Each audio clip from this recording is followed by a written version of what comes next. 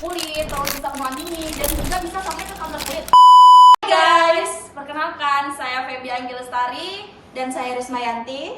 Kami dari mahasiswa Widyagama Mahakam Samarinda, Fakultas Kesehatan Masyarakat dari peminatan Promkes, Promosi Kesehatan. Jadi di sini kami akan membahas tentang suatu fenomena yang lagi hype-hype-nya loh guys di dunia loh. Tentang apa nih? Tentang badai matahari atau solar storm. Jadi itu adalah informasi dari NASA dan BMKG pada tanggal 8 April. 8 April. Biasa itu diperkirakan akan terjadi pada 3 hari Berturut-turut setelah dari 8 April ya? Iya. Oke, sebelumnya kalian tahu nggak sih apa itu badai matahari? Jadi badai matahari itu suatu fenomena alam yang menggambarkan lonjakan jumlah partikel yang bermuatan dilepaskan matahari dan umumnya terjadi pada puncak siklus matahari dan dapat mempengaruhi beberapa aspek teknologi dan infrastruktur di bumi. Jadi seperti itu. Nah, jadi yang kalian seperti yang dijelaskan oleh teman saya itu dalam umumnya kita sebagai masyarakat kita pasti masih belum memahami apa itu badai matahari. Jadi mungkin sedikit pemaparan dari teman saya itu bisa menjelaskan apa tentang badai matahari.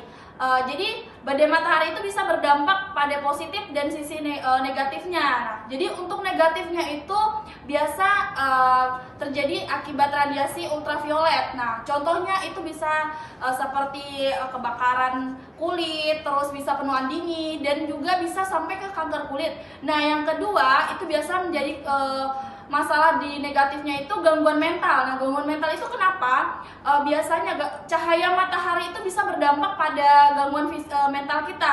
Bagaimana kita sebagai manusia atau sebagai manusia menghindari matahari itu yang terlalu berlebihan, itu biasa mengganggu ke psikis kita sendiri. Sedangkan tentang positifnya, di situ positifnya itu ada vitamin D, terus bisa meningkatkan Kesehatan tulang, terus itu bisa meningkatkan mood kita karena kalau misalnya adanya matahari itu kan pasti kita bisa berjemur, bisa meningkatkan kesehatan, terus itu bisa membantu aktivitas fisik kita juga, terus itu bisa membantu kayak misalnya kan berjemur atau menjemur pakaian, seperti itu kan bisa membantu di kehidupan kita sehari-hari seperti itu. Nah, jadi itu sedikit pemaparan dari kita guys. Nah, mungkin ada dampak negatif dan positif lainnya yang dapat mengakibatkan gangguan di diri kita sendiri sebagai manusia. Nah, jadi guys, sebagai masyarakat nih yang mendapatkan informasi tentang badai matahari, gimana sih caranya pencegahannya? Jadi bisa untuk menanggulangi ketika ada badai matahari itu kan tadi ada dampak negatif nih, jadi bisa untuk ke diri kita sendiri lagi seperti itu. Oke, di sini kita juga akan sedikit menjelaskan upaya apa sih kita sebagai masyarakat untuk kita bisa apa ya?